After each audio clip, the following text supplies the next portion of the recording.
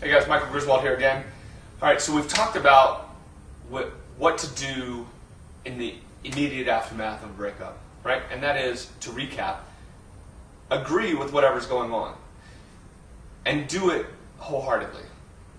Because this is not to give up in any way. This is actually to fortify your position. It's actually to make you stronger and make your relationship stronger. And we went over that before, the way that if you're both at least on the same page, the opportunity for communication can be opened instead of it just being a kind of a butting of heads, as sometimes it is. So now, what we're going to talk about is, what do you do? Okay? What do you do now that you're not talking? Because it seems like if the goal is to get them back, then not talking isn't really achieving that.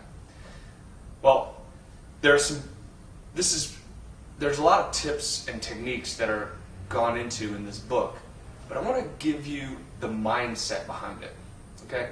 Which is this. What do we value as people? We value things that are rare, right?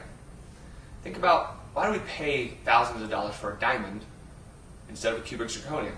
It's rare, right? You see this all the time with marketing experts, right? You can't turn on the television and watch like one of those TV offers, right? Without them saying, act now, supplies are limited. Why does that work? Well, in Robert Cialdini's book, his brilliant book, Influence, The Psychology of Persuasion, he talks about 6 factors that give us influence on other people's lives. One of them is scarcity. And scarcity is the idea that whatever you have, there's a limited supply of. How can we apply this to a relationship? Well, it's like this. I'm sure that you see this happens with parents and children, this happens with husbands and wives, it happens with boyfriends and girlfriends, brothers and sisters, it happens with friends. The people that you spend a lot of time with, oftentimes, you can take for granted, can't you?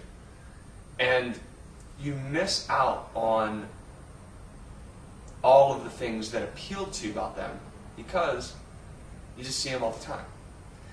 So, coming back to the idea that you guys have broken up and now what do you do? Well, what you do is you wait.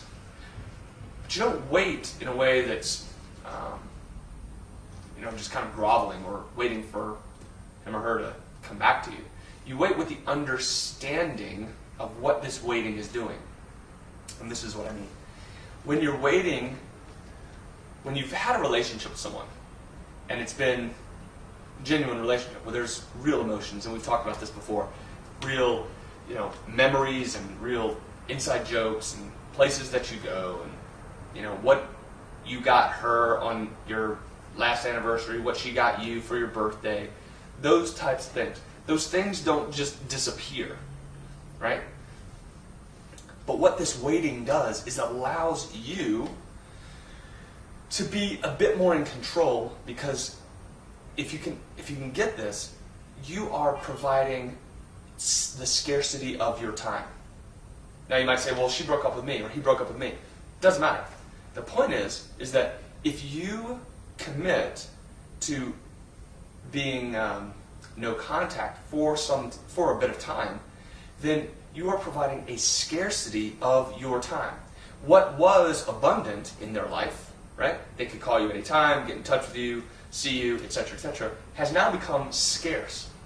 And what do we value? We value the things that are scarce.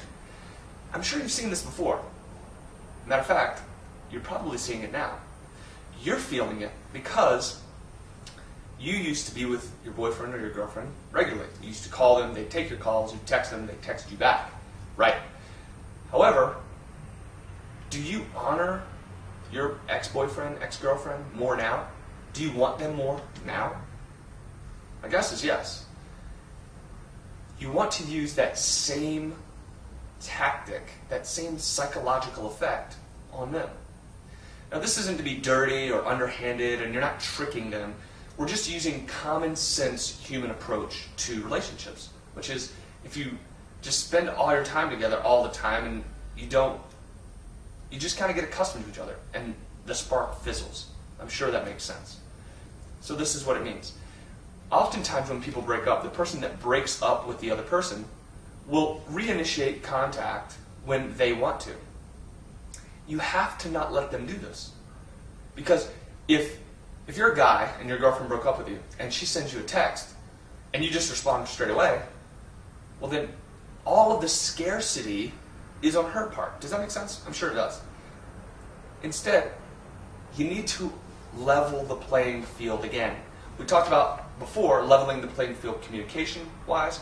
Now we level the playing field in terms of scarcity.